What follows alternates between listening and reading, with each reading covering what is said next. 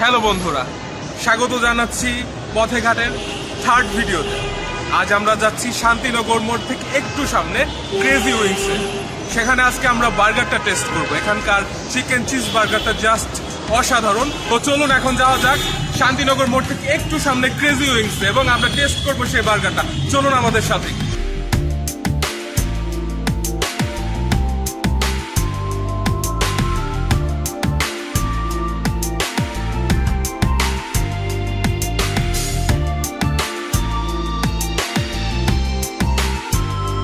বন্ধুরা, আমরা চলে এসেছি crazy উইংসে।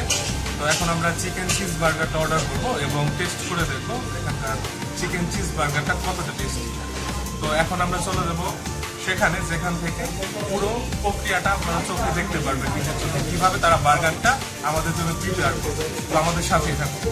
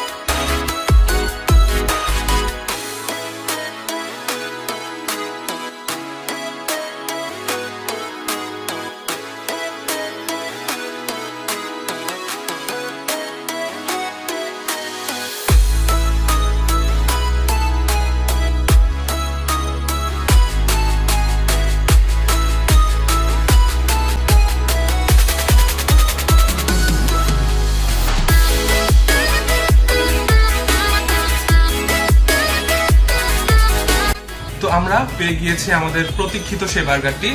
Chicken cheese burger order করেছিলাম আমরা, যার মূল্য হচ্ছে 130 টাকা।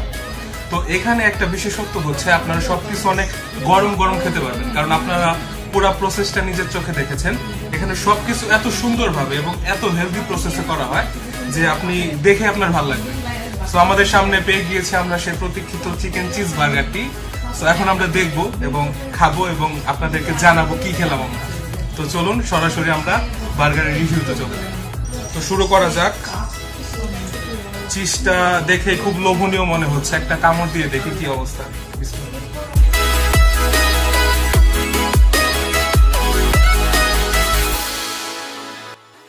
ইংরেজিতে একটা প্রবাদ আছে, first expression is the best expression.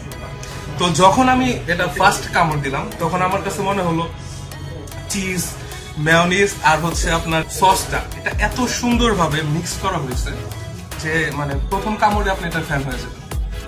আর তো দেখতেই পাচ্ছেন, আর বানটা অনেক বেশি নরম, কারণ এটা যখন ওভেনে তারা খুব সুন্দরভাবে প্রসেস করেছে।